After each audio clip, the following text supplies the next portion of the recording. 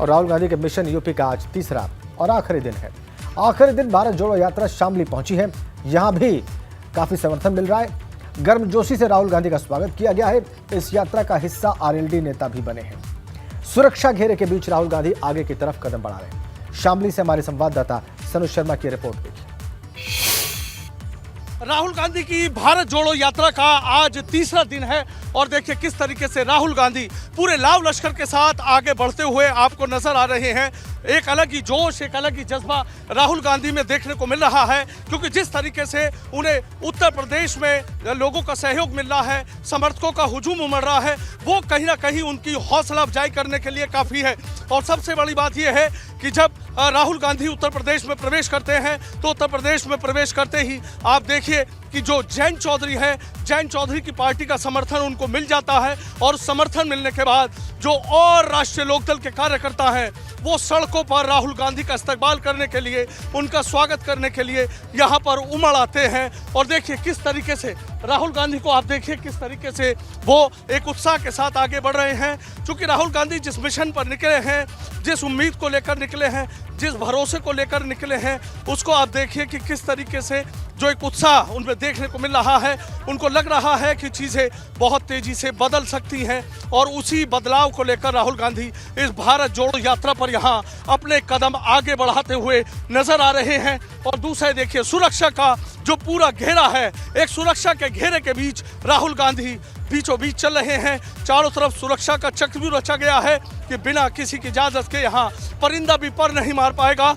ये देखिए एक्सक्लूसिव तस्वीरें आप देखिए राहुल गांधी को, आप देखिए ये राहुल गांधी बेहद करीब है। राहुल गांधी एबीपी गंगा के कैमरे से एक तस्वीर देखिए कि राहुल गांधी बेहद करीब यहाँ से नजर आ रहे हैं। और सबसे बड़ी बात यह है कि राहुल गांधी को जयंत चौधरी का समर्थन मिलने के बाद राहुल गांधी को लगता है कि पश्चिम से पूरब तक एक वो बड़ा संदेश देने में कामयाब हो पाएंगे। ये अपने आप में देखने वाली बात होगी। वीडियो जर्नलिस्ट सतेंद्र सिंह के साथ सनुज शर्मा, एबीपी गंगा, शामली। भारत जोड़ो यात्रा के दौरान राहुल गांधी शामली के दुगड़ा गांव में रुके। आरिफ अली के आवास पर लगभग 30 मिनट तक वो रुके रहे और इस दौरान राहुल गांधी ने उनके परिजनों से बातचीत की। उनके जाने के बाद आरिफ अली ने बताया कि राहुल ने बेरोजगारी, महंगाई और दूसरे मुद्दों पर उनसे चर्चा की। आधे घंटे तक वहां रुके रहे दुगड़ा गांव में शामली के, और आरिफ अली से और उनके परिवार के लोगों से राहुल ने बातचीत की और उनके जाने के बाद बताया आरिफ अली ने कि क्या बातचीत की। भारत जोड़ो यात्रा में कांग्रेस विधायक आराधना मिश्रा मोना भी शामिल हुई। एबीपी गंगा से बातचीत में उन्होंने बताया कि भारत जोड़ो यात्रा को बड़ा जन समर्थन मिल रहा है, लोगों में उत्साह है। वरुण गांधी पर उन्होंने कहा कि कांग्रेस पार्टी सबको साथ लेकर चल रही है। सभी जानते हैं कि भाजपा में वरुण की क्या स्थिति है, हम सबको जोड़ने निकले हैं।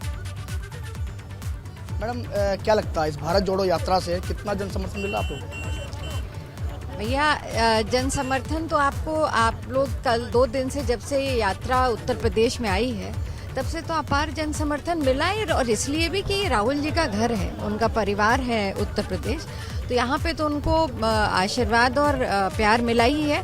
पर पूरे देश में जिस तरह से भारत जोड़ो यात्रा जब से कन्याकुमारी से शुरू हुई है और जैसे जैसे वो जिस भी प्रदेश में जा रही है, लोगों के बीच में जो उत्साह और सामान्य लोगों के बीच में जो उत्साह दिख रहा है, वो उसकी कल्पना जो है वो अभी कर पाना किसी के लिए भी मुश्किल है। अगर बात की जाए परिवार की, तो क्या परिवार की बात की जाए तो वरुण गांधी जी की बात की जाए, क्योंकि अपनी पार्टी से भी आजकल वो खफा नजर आते हैं, तो क्या उन्हें भी जोड़ने का काम होगा आने वाले टाइम में? देखिए ये इस वर्तमान में वरुण गांधी जी भारतीय जनता पार्टी के सम्मानित सांसद हैं और उनके पार्टी में क्या स्थिति है, क्या मतभेद है, ये तो वो बेहतर जानते, उस पर मैं कोई टिप्पणी नहीं करना चाहती। पर जहाँ तक कांग्रेस पार्टी का सवाल है, हम लोगों ने सभी जो लोग आपने देखा होगा कि विपक्ष भी पूरा आज हमारे साथ 2 दिन में रहा, आरएलडी रही, भीम आर्मी रही और सभी लोग हमारे साथ चल रहे। पार्टियों के मुखिया नहीं रहे। देखिए बहुत सारे मुखिया ने ट्वीट भी किया है, शुभकामनाएं भी दी हैं और बधाई भी दी है। हमने जो हमारा नैतिक जिम्मेदारी थी एक विपक्ष होने के नाते, और राहुल जी का निमंत्रण सभी नेताओं को गया, अब उसको अटेंड करना ना करना ये उनका अपना व्यक्तिगत निर्णय। माना जाए 2024 में स्थिति अच्छी होने वाली है? नहीं, बिल्कुल अच्छी होगी, होने वाली नहीं, अच्छी होगी। इसी बीच में उत्तर प्रदेश के डिप्टी सीएम केशव प्रसाद मौर्य ने राहुल गांधी पर निशाना लगाया। वो कह रहे राहुल को माफी मांगो यात्रा निकालनी चाहिए। कांग्रेस सरकारों के समय महापाप किए गए, धारा 370 लगाने, सिखों का नरसंहार करने के लिए माफी मांगे, आपातकाल और संघ पर प्रतिबंध के लिए माफी मांगे। ट्वीट का कंटेंट ये रहा आपकी स्क्रीन पर। राहुल गांधी जी को भारत जोड़ो यात्रा नहीं, कांग्रेस सरकारों के समय किए महापापों के लिए, जैसे चीन को संयुक्त राष्ट्र संघ की स्थायी सदस्यता और भारतीय भूभाग गंवाने, धारा 370 लगाने, सिखों का नरसंहार करने, आपातकाल और संघ पर प्रतिबंध आदि के लिए माफी मांगो यात्रा निकालनी चाहिए।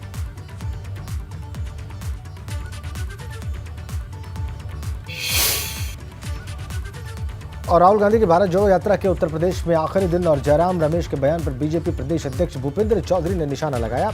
उन्होंने दावा किया कि कांग्रेस की विचारधारा भारत को जोड़ने की नहीं, भारत को तोड़ने की है।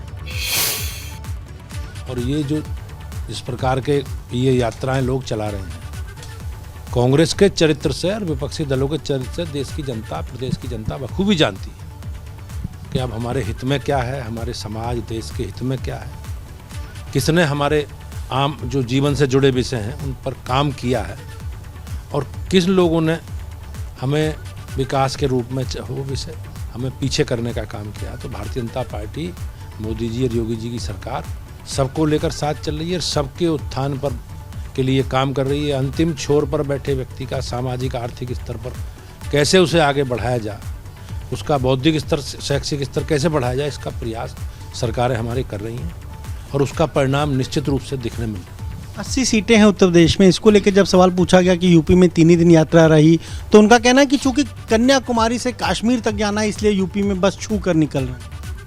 उन्हें जानकारी है उत्तर प्रदेश में कोई संभावना उनके लिए नहीं है। आपने देखा होगा किस प्रकार की परिस्थिति, मुझे ऐसा लगता है, मैं करेक्ट नहीं हूँ, लेकिन 95% से अधिक लोगों की, कांग्रेस के प्रत्याशियों की जमानतें जब्त हुई होंगी विधानसभा में। 2-4 लोग ऐसे होंगे जो मुख्य संघर्ष में थे। तो देश की जनता, वो प्रदेश की जनता कांग्रेस को नकार चुकी है और कांग्रेस को, राहुल गांधी जी को अब कोई गंभीरता से नहीं लेता और यही कारण है कि वो उत्तर प्रदेश को छू कर निकले। आगे बढ़ते हैं। प्रयागराज से खबर है, अतीक अहमद का परिवार आज बहुजन समाज पार्टी में शामिल हो जाएगा और AIMIM छोड़कर बसपा में शामिल होगा अतीक अहमद का परिवार। ज्वाइनिंग के साथ साथ अतीक की पत्नी मेयर प्रत्याशी घोषित की जाएंगी बसपा के द्वारा। शाइस्ता परवीन को मेयर का उम्मीदवार घोषित करेगी बहुजन समाज पार्टी। ABP गंगा ने अतीक के परिवार के बसपा में शामिल होने की जानकारी आपको सबसे पहले दी थी और आज उस खबर पर मुहर लग जाएगी बस अब से कुछ ही देर में। कार्यकर्ता सम्मेलन हो रहा है वहां पर बसपा का। इसी दौरान अतीक अहमद की पत्नी और परिवार के लोग शामिल हो जाएंगे बहुजन समाज पार्टी में और शाइस्ता परवीन जो कि पत्नी है अतीक अहमद की, उनको बसपा अपना मेयर प्रत्याशी प्रयागराज से घोषित करेगी। ये ताजा अपडेट और हमारी खबर जो हमने आपको बताई, दिखाई, उस पर मुहर लगने जा रही है।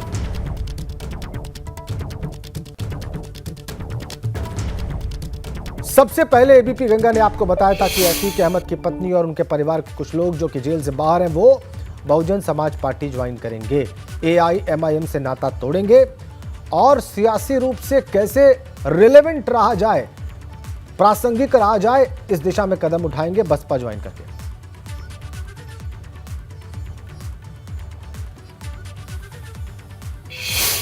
उत्तर प्रदेश में MLC की 5 सीटों पर आज से नामांकन शुरू हो गया है। 3 खंड स्नातक और 2 खंड शिक्षक निर्वाचन क्षेत्रों के लिए चुनाव है और इसी को लेकर कानपुर में भी तैयारियां जोरों पर हैं।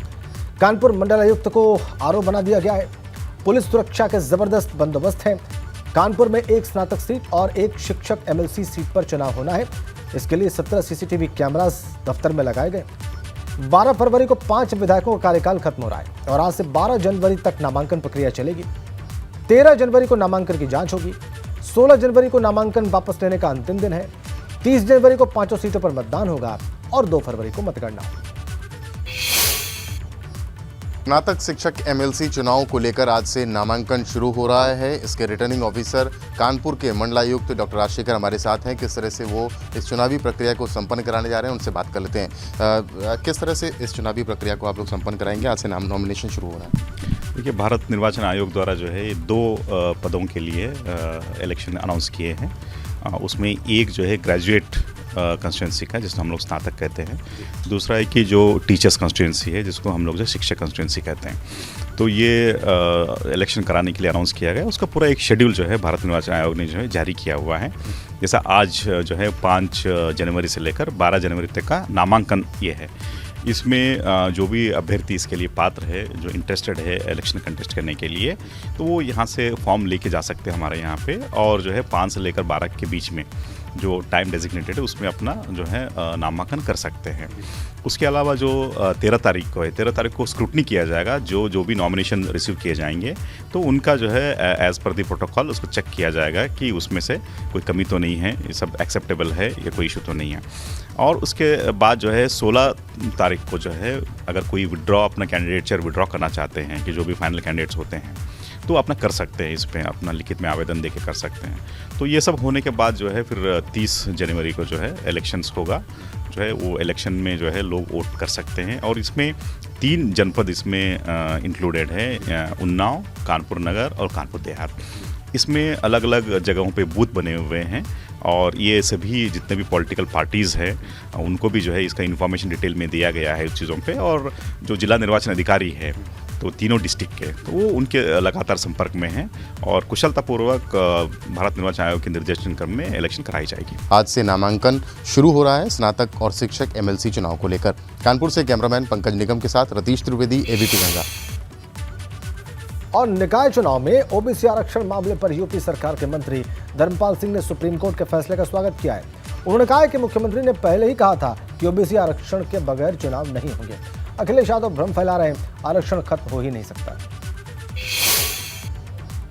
उत्तर प्रदेश सरकार में कैबिनेट मंत्री धर्मपाल सिंह हमारे साथ बातचीत के लिए मौजूद हैं। सर, अगर बात करें तो कल सुप्रीम कोर्ट के जिस तरीके से आदेश आया है निकाय चुनाव को लेकर के, कैसे आप देखते हैं? समाजवादी पार्टी ये कह रही है कि ये उसकी जीत हुई है। देखिए, हम सुप्रीम कोर्ट के आर्डर का सम्मान करते हैं। सुप्रीम कोर्ट ने जो आदेश दिया है वो स्वागत योग्य है। उत्तर प्रदेश के मुख्यमंत्री योगी आदित्यनाथ जी ने स्पष्ट कहा था कि बिना आरक्षण के चुनाव नहीं कराएंगे। कोर्ट के आदेश का सम्मान करते हैं। सुप्रीम कोर्ट गए, सुप्रीम कोर्ट ने आदेश दिया है और समयबद्ध आरक्षण की व्यवस्थाओं को पूरा करते हुए चुनाव कराए जाएंगे। और ये स्वागत योग्य निर्णय है। माननीय अखिलेश जी जो कह रहे हैं, उनकी बात में कोई दम नहीं है। जनता जानती है कि ये क्या कहना चाहते हैं। अगर बात करें जिस तरीके से आप लोगों ने कमेटी का गठन किया है, 6 महीने का वक्त दिया था। सुप्रीम कोर्ट ने कहा है कि 31 मार्च 2023 तक हर हाल में आरक्षण को लेकर के वो कमेटी अपना काम कर ले। आपको लगता है कि तय समय सीमा में काम हो जाएगा? निश्चित रूप से कमेटी काम करना प्रारंभ कर दिया है, आयोग का गठन कर दिया है और तय सीमा में ही पूरा काम कर दिया जाएगा। क्योंकि आरक्षण लगभग ठीक था, उसमें थोड़ी बहुत कोर्ट के हिसाब से होता है, क्योंकि रैपिड सर्वे के माध्यम से सब कुछ होता है। अब आयोग के गठन की बात है तो आयोग का गठन भी कर लिया गया है। पर नोएडा से कोविड को लेकर डिप्टी सीएम की समीक्षा बैठक है। मेरठ मंडल के अधिकारियों के साथ समीक्षा हो रही है, जनप्रतिनिधियों के साथ भी समीक्षा हो रही है। कोविड की तैयारियों को लेकर दिशा निर्देश भी दिए गए। बेहतर स्वास्थ्य व्यवस्था के लिए सरकार संकल्पित है, ये कहना है स्वास्थ्य मंत्री और उप मुख्यमंत्री ब्रजेश पाठक का।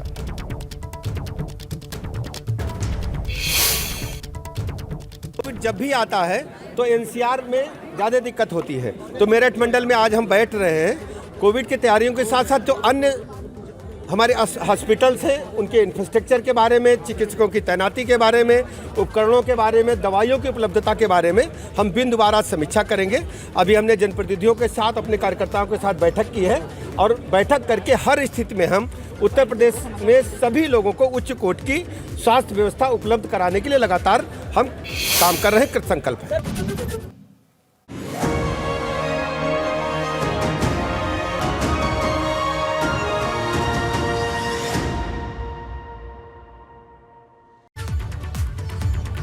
नमस्कार, बहुत स्वागत आप सभी का इस न्यूज बुलेटिन में। आपके साथ मैं राजेंद्र देव और अब वक्त खबरों पर विस्तार से बात करने का। सबसे पहले हल्द्वानी की बात। हल्द्वानी अतिक्रमण मामले पर सुप्रीम कोर्ट ने 7 फरवरी तक कार्रवाई पर रोक लगा दी है। 7 फरवरी को अगली सुनवाई होगी।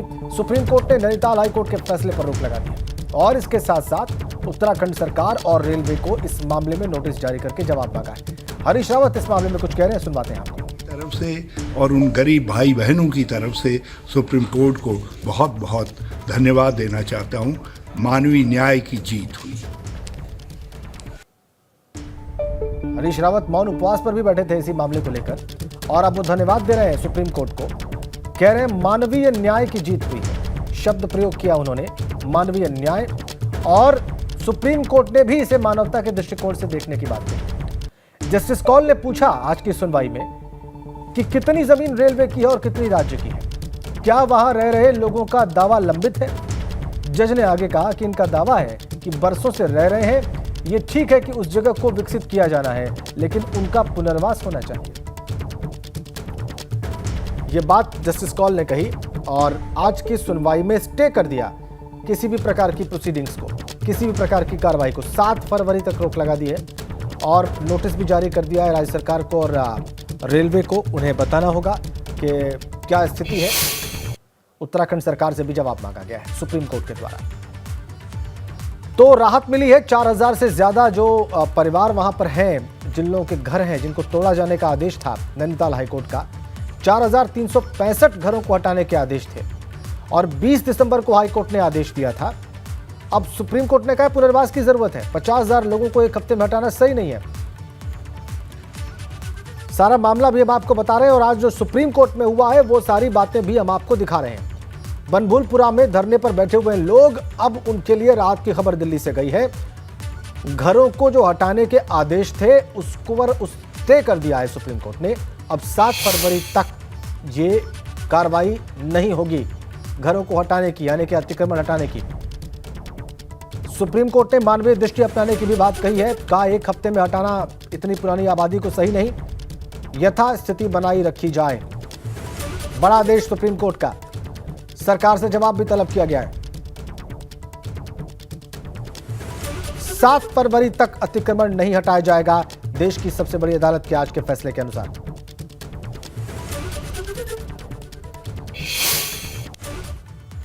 और हल्द्वानी मामले पर सीएम धामी ने बयान दिया है, अतिक्रमण वाली जमीन रेलवे की है। यह बयान है सीएम धामी का। कोर्ट के आदेश के हिसाब से आगे का काम करेंगे, यह मुख्यमंत्री धामी ने कहा है। बड़ी अपडेट, सीएम धामी का बयान। वो कह रहे हैं कि यह जमीन रेलवे की है, लेकिन जैसा कोर्ट कहेगा वैसा आगे करेंगे। सीएम धामी ने अतिक्रमण वाली जमीन को रेलवे का बताया है।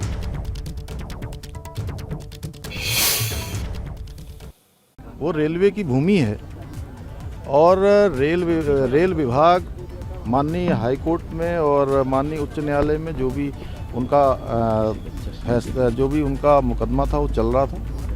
और राज्य सरकार की तरफ से हमने पहले ही कहा है कि जो भी न्यायालय का आदेश होगा हम उसके अनुरूप आगे कार्रवाई करेंगे। तो मुख्यमंत्री धामी ने स्पष्ट किया है कि जमीन रेलवे की है, लेकिन जो आदेश होगा न्यायालय का उसके हिसाब से हम कार्रवाई करेंगे। और फिलहाल न्यायालय का आदेश ये है कि यहां पर इन घरों को हटाने की कार्रवाई पर फिलहाल रोक लगा दी गई। 4365 घरों पर जो हथौड़ा चलना था, जो बुलडोजर चलना था, उसको रोक दिया है सुप्रीम कोर्ट ने। और अब नोटिस भी जारी कर दिया गया है रेलवे को और सरकार को। उन्हें बताना होगा सुप्रीम कोर्ट को कि कैसे वो ये दावा कर रहे हैं, कौन सा दावा याचियों का लंबित है, किसके दावे में जान है, कौन सी बात सही है। अब ये सुप्रीम कोर्ट तय करेगा।